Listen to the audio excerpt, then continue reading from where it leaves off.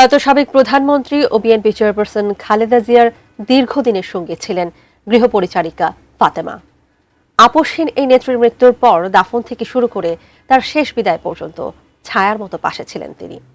এক মুহূর্তের জন্য ফাতেমা আড়ালে সরে যাননি। এবার সেই ফাতেমা হলেন তারেক রহমানের কন্যা জাইমা রহমানের ছায়াসঙ্গী। বিস্তারিত জানাচ্ছেন শেখ ফরিদ। আপসহীন নেত্রী ও বিএনপি চেয়ারপারসন খালেদা জিয়ার দীর্ঘদিনের সঙ্গী ছিলেন গৃহপরিচারিকা ফাতেমা। সাবেক প্রধানমন্ত্রীর মৃত্যুর পর দাফন থেকে শুরু করে তার শেষ বিদায় পর্যন্ত ছায়াসঙ্গী ছিলেন তিনি।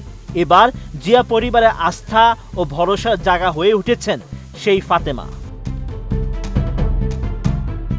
ফাতেমা দীর্ঘ প্রায় ১.৫ দশক ধরে খালেদা জিয়ার জীবনের অবিচ্ছেদ্য অংশ ছিলেন। গুলশানের ফিরোজা বাসভবন থেকে শুরু করে রাজপথের আন্দোলন, কারাগারের নিঃসঙ্গ মুহূর্ত কিংবা বিদেশ সফরের গোপন করিডোরের সবখানেই নিঃশব্দে তার উপস্থিতি ছিল।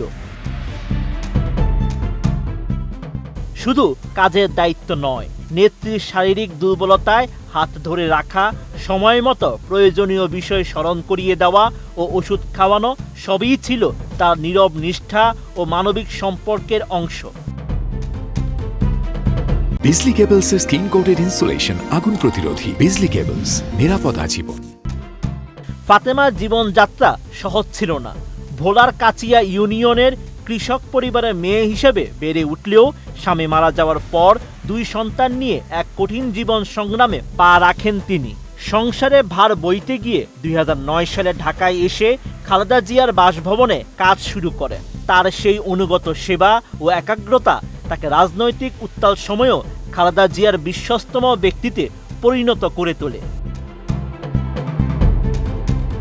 2013 সালের তত্ত্বাবধায়ক সরকার বিরোধী আন্দোলন থেকে শুরু করে 2015 সালের 92 দিনে অবস্থান কর্মসূচি এবং 2018 সালের কারাজীবনে ফাতেমা ছিলেন নীরব সহযাত্রী। তার পাশে থাকার কারণ ছিল একটাই, নেত্রীর প্রতি এক গভীর মানবিক ও পরম শ্রদ্ধাভরা দায়বদ্ধতা।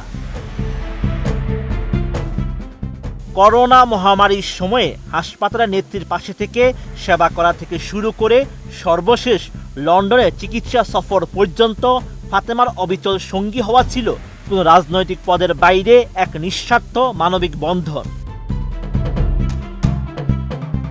সাবেক প্রধানমন্ত্রী শেখ হাসিনার এক কটাক্ষ ছিল ফাতেমার গুরুত্বেরই প্রমাণ। কারাগারেও খালেদা জিয়ার ফাতেমাকে লাগবে। বৈশ্বিক সংকট ও রাজনৈতিক উত্থান পতনের মধ্যেও ফাতেমা ছিলেন এক অবিচ্ছিন্ন ছায়া, একজন নিবেদিত প্রাণ, যার কোনো রাজনৈতিক পরিচয় নেই, নেই কোনো পদ, তবুও যার উপস্থিতি ইতিহাসের সাক্ষী।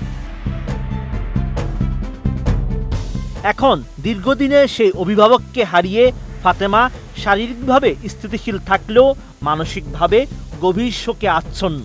তার জীবনের দৈনন্দিন রুটিন ও দায়িত্ব এখন জড়িয়ে গেছে পরিবারের নতুন ভরসা জাইমা রহমানের সঙ্গে, যাদের কাছে ফাতেমা এখন পরম নির্ভরযোগ্য নাম। তারা হলেন জাইমা রহমান ও পরিবারের অন্য সদস্যবৃন্দ। Sheikh Farid, ATN news.